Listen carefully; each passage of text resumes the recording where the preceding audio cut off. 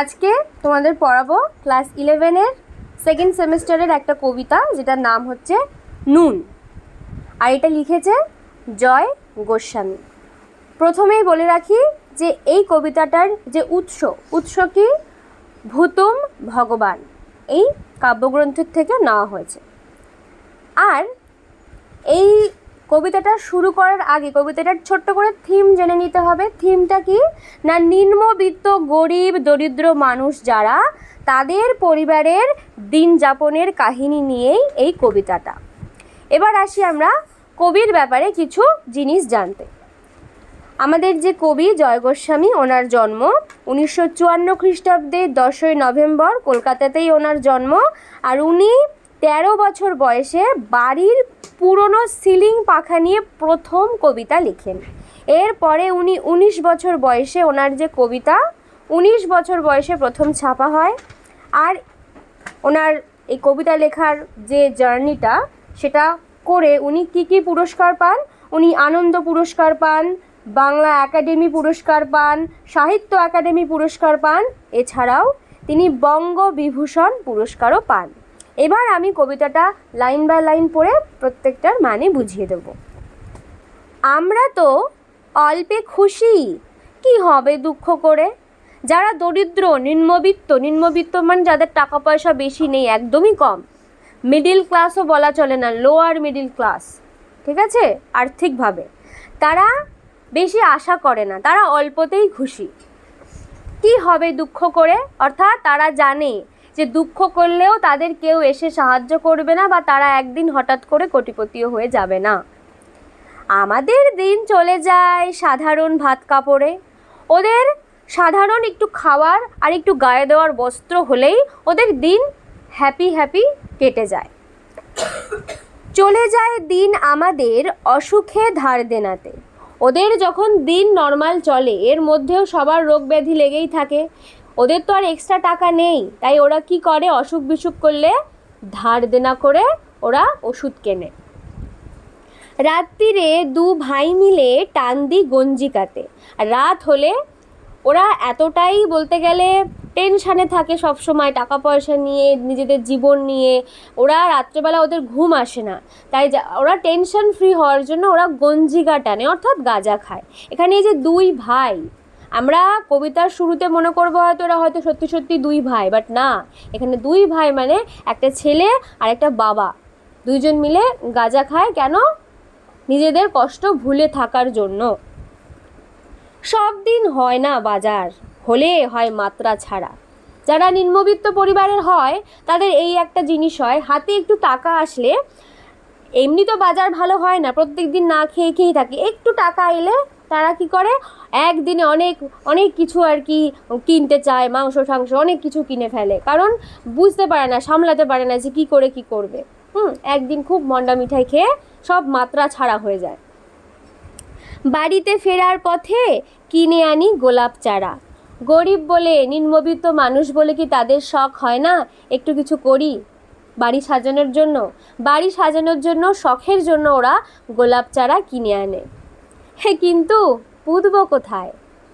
নিজেদের তো থাকার জায়গায় কম। গোলাপ চারা তো শখের জন্য কিনে তো আনে টাকা পয়সা হলে, কিন্তু রাখারই জায়গা নেই। এটার মাধ্যমে আমরা কি দেখতে পাচ্ছি, যে ওদের স্বপ্ন শখ তো প্রচুর আছে, কিন্তু সেগুলো পূর্ণ করার জন্য ওদের সুযোগ নেই। ফুল কি হবেই তাতে? কিনে এনেছে, জায়গা নেই, আর ফুল হবে কি হবে না সে তো অনেক দূরের কথা, সে তো অনেক পরের কথা। টান দি গঞ্জিকাতে, আবার টেনশন হয়, দুঃখ হয়, তাই আবার ভুলে থাকার জন্য ওরা গঞ্জিকা সেবন করে। আমরা তো এতেই খুশি, বলো আর অধিক কে চায়? তাহলে যেটুকু ওরা পায়, অল্প একটু খেতে পায়, একটু জামা কাপড় পরতে পারে, একটু শখ করে গোলাপ চারা কিনে আনে, এই একটু খুবই সামান্য জিনিসেই ওরা খুশি। ওরা বেশি চায় না, বলে কে বেশি চায়, আমাদের এইটুকু হলেই হয়ে যায়। তাহলে দেখ, যারা নিম্নবিত্ত মানুষ, দরিদ্র মানুষ, তাদের কিন্তু বেশি চাহিদা নেই, ওরা অল্পতেই খুশি। হেসে খেলে কষ্ট করে আমাদের দিন চলে যায়, মাঝে মাঝে চলেও না দিন। তাহলে দুঃখ কষ্টের মধ্যে ওদের দিন চলে যায়, সামটাইমস চলেও না। খেতেও পায় না কিছু কিছু দিন। বাড়ি ফিরি দুপুর রাতে মানে কোন টাইম? মাঝরাত, একদম মাঝরাতে কাজকর্ম করে, দিনমজুরের কাজকর্ম করে অনেক রাতে বাড়ি ফেরে। খেতে বসে রাগ চড়ে যায়, নুন নেই ঠান্ডা ভাতে।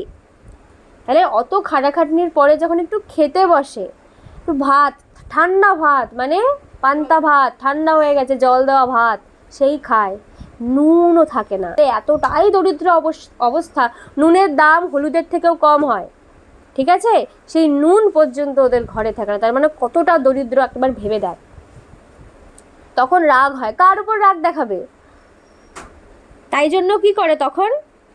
রাগ চড়ে মাথায় আমার, তাহলে মাথা গরম হয়ে যায়, আমি তার মাথায় চড়ি, রাগের মাথায় আবার ও চড়ে যায়, কারণ রাগ করে লাভ নেই। বাপ বেটা দুই ভাই মিলে, ওই যে দেখেছিস আমি তখন ফার্স্টেই বললাম যে দুই ভাই অর্থাৎ বাপ আর বেটা অর্থাৎ বাবা এবং ছেলে, এরা দুজন মিলে সারা পাড়া মাথায় করি, মানে ঝগড়া ঝামেলা করে। মানে এটা অসহায় মানুষ, মানে যখন মানুষের রাগ করার কেউ থাকে না, ফ্রাস্ট্রেশন, মানুষের ফ্রাস্ট্রেশন হয়, মানে বিষণ্ণতায় কাটছে, তখন রাগ কার উপরে দেখাবে? তোর টাকা নেই, তুই কার উপরে রাগ দেখাবি? বাবারও সেম অবস্থা, ছেলেরও সেম অবস্থা, তাই জন্য দুজন মিলে ঝামেলা করে। তোমার দোষ, তুমি কেন নুন কেনো নি, বাবা বলছে তুই কেন নুন কিনিস নি, দুজনেরই ফ্রাস্ট্রেশন দুজনের ওপর দেখায়, আর দুজনের মধ্যে ভীষণ ঝামেলা হয়। আর এই ঝামেলা ভদ্র সমাজে চেঁচামেচি, এটা কি ভদ্র সমাজের লোকেরা ভদ্রভাবে নেয়? নেয় না। ইস কি ছোট লোক দেখো, কেউ চেঁচামেচি করছে রাত্রেবেলা এসে, এটাই বলবে মানুষ, যারা অন্তত খেতে পায় তারা এটাই বলবে যে রোজ রোজ রাতে এসে ঝামেলা, বাবা এই বাপ ছেলেটাও হয়েছে। তো এইটা যখন ওরা ঝামেলা করে, তো এরকম যখন মানুষ মন্তব্য করে, তখন ওরা উত্তর দেয়, কি বলে? করি তো কার তাতে কি, আমরা ঝামেলা করি তো কার কিসের প্রবলেম এতে, আমরা তো সামান্য লোক, আমাদের শুকনো ভাতে লবণের ব্যবস্থা হোক। অর্থাৎ ঠিক আছে আমরা ঝামেলা করবো না, অ্যাটলিস্ট আমাদের যে শুকনো ভাত, মানে ভাতের সঙ্গে খাওয়ার কিচ্ছু নেই, অন্তত তোমরা নুনের ব্যবস্থাটা করে দাও। এখানে গরিব শ্রেণীর লোকেরা, যারা উচ্চবিত্ত শ্রেণী, তাদেরকে প্রশ্ন করছে যে আজকে তোমরা যদি এই যে আজকালকার দিনে যারা ওই ঠেকা, মানে কী বলে ওটাকে, ঠিকে কাজ করে, ঠিক আছে, একটু ঘাস কাটে, একটু রাস্তা বানায়, সরকারের হয়েই কাজ করে, ঠিকঠাক তারা টাকা পায় না, বললো পরের সপ্তাহে দেওয়া হবে, তা এক সপ্তাহ মানুষটা চলবে কি করে? এই রাগটাও কাদের উপর দেখাবে? কেউ কি বুঝবে ওদের কষ্ট? বুঝবে না। তাই বলছি ঠিক আছে, আমাদের নিয়ে যদি এতই সমস্যা হয়, তাহলে আমাদের এই শুকনো ভাতে তোমরা লবণের ব্যবস্থা করে দাও। সরকারকে প্রশ্ন করছে, ব্যবসায়ীদের প্রশ্ন করছে, যারা উচ্চবিত্ত শ্রেণীর লোক, যারা মালিক শ্রেণীর লোক, তাদের কাছে দাবি জানাচ্ছে যে তোমরা তাহলে আমাদের ভাতে নুনের ব্যবস্থা করে দাও। নুনের ব্যবস্থা মানে ভাব খুব বড় চাহিদা, তো সামান্য চাহিদা, এইটুকুর জন্য ওদেরকে ঝামেলা করতে হয়, প্রতিবাদ করতে হয়। তো এই গল্পের মধ্যে দিয়ে নিম্নবিত্ত মানুষদের যে কতটা কষ্টের জীবন, ওদের যে প্রত্যেক দিন কীভাবে কাটে, সেটাই জয় গোস্বামী তুলে ধরেছে এবং দাবি রেখেছে। কাদের হয়ে দাবি রেখেছে? এই নিম্নবিত্ত মানুষদের হয়ে আমাদের কবি জয় গোস্বামী দাবি রেখেছে যে ওদের নুনের অধিকার আছে, বেঁচে থাকার অধিকার ওদেরও আছে, ওদের এই সুযোগটা করে দাও, মালিক শ্রেণী সরকার এই সুযোগটা অন্তত ওদের করে দাও। এই হচ্ছে পুরো কবিতাটার বিষয়বস্তু। পুরো কি কঠিন লাগলো না একদম সহজ লেগেছে? সহজ লেগেছে, ওকে, কমপ্লিট তাহলে কবিতাটা। আশা করি খুব সহজেই আমি বোঝাতে পেরেছি। আমার পড়ানো ভালো লাগলে তোমরা তোমাদের বন্ধু বান্ধবীদের ভিডিওটা শেয়ার করো, আর যারা এখনো সাবস্ক্রাইব করনি তারা চটপট সাবস্ক্রাইব করে নাও, কারণ এমনই অনেক সুন্দর সুন্দর ভিডিও আমি তোমাদের কাছে সহজভাবে উপস্থাপনা করার জন্য নিয়ে আসছি। এবং এছাড়াও অন্যান্য যত ভিডিও তোমাদের আছে সেটা প্লেলিস্ট আমার চ্যানেলে যাবে, প্লেলিস্ট অপশানে দেখবে তোমাদের ক্লাস ওয়াইজ আলাদা আলাদা প্লেলিস্ট আছে, তোমরা ওখান থেকে সমস্ত ভিডিও পেয়ে যাবে। যদি কেউ আমার কাছে অফলাইন বা অনলাইনে পড়তে চাও, আমার এই নম্বরে যোগাযোগ করো 7449814628। ভিডিওটা ভালো লাগলে আরেকবারও বলছি, একটা লাইক আর কমেন্ট করে দিও। ভালো থেকো, সুস্থ থেকো, টাটা।